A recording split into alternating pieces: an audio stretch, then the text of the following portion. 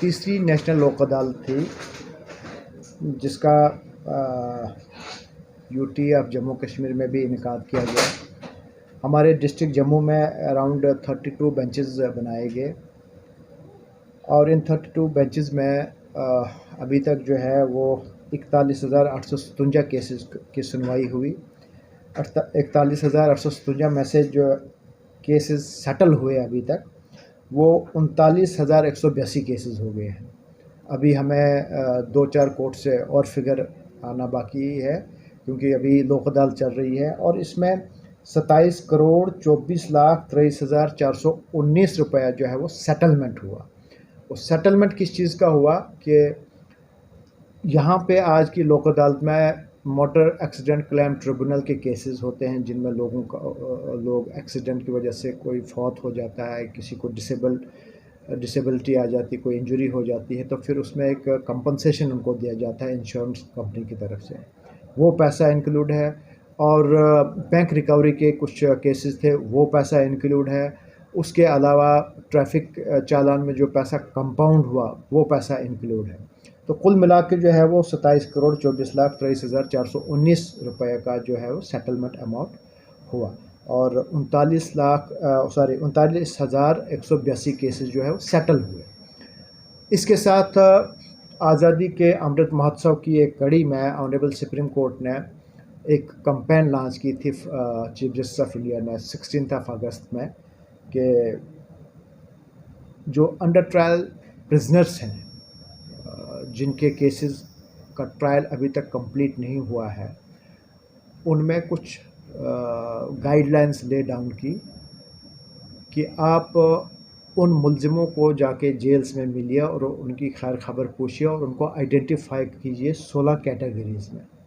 वो कैटेगरीज़ क्या क्या थी, जैसे वो मुलजिम जिनकी एज 65 साल से अबव थी, वो मुलजिम जो ख़वातीन थी यानी औरत जो किसी जुर्म में कोई लेडी मुलव्वस थी उनकी अलग क्लास थी, वो मुलजिम जिनकी एज 16 साल से नीचे थी, वो मुलजिम जो इन्फर्म थे यानी कि कोई बीमार हो या कोई अपाहिज हो।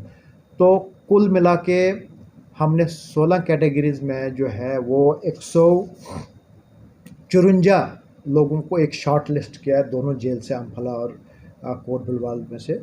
और फिर ये एक यूटीआरसी कमेटी होती है डिस्ट्रिक्ट लीगल सर्विस अथॉरिटी की, जो अंडर ट्रायल रिव्यू कमेटी जिसको बोलते हैं। फिर उस कमेटी ने इसको रिव्यू किया और उस कमेटी ने 103 केसेस जो हैं वो रिकमेंड किए कि इनकी ज़मानतें मुख्तलिफ़ कोर्टों में लगाई जाएं और इनका ज़मानतों के लिए रिक्वेस्ट की कंसर्न कोर्ट्स के कि उनको देखा जाए in the light of their back history, जो केस की हिस्ट्री होती है, जुर्म का जो नवियत होती है उसको देख के और सज़ा की जो वो नवियत होती है उसको देख के अप्रोप्रिएट ऑर्डर्स करें। उसमें से कुल मिला के 75% जो है दे हैव बीन रिलीज्ड सो फार। जो अंडर ट्रायल प्रिजनर्स उनको इंटरम बेल मिल गई है, उनको बेल आउट किया गया है, वो 75 लोग हैं। सो ये आज इस अमृत महोत्सव जो है वो 75 साल के उपलक्ष्य में जो एक अच्छा कदम था जो मुलजमान के लिए वाकई एक अमृत बन के आया। सर एक चीज़ पूछना चाहूँगा मैं, जैसे HDFC डिफरेंट बैंक्स के यहाँ पे लगाए गए थे रिकवरी के लिए, जैसे मान लीजिए कोई सिबल में नाम दे दिया उसका, तो फिर वो कैसे सेटलमेंट होगी? सिबल में समझा नहीं। सिबल में जैसे स्कोर कम कर दिया उसका जो भी क्लाइंट होगा, जैसे मान लीजिए एक्चुअल अमाउंट उसकी 6,000 है, तो बनाया है बैंक वालों ने 30,000। नहीं देखिए, हाँ वो ऐसा होता है कि जब कोई बंदा बैंक से लोन लेता है फिर हर बैंक का अपना अपना charge interest of rate of interest charge करने के तरीके हैं। कोई बैंक 7% लेता है, कोई 10% लेता है, कोई 15% लेता है। इवन कि कोई, मैंने सुना एक आध बैंक, आज बात चल रही थी, एक आध बैंक वो 26% और 31% की बात हो रही थी।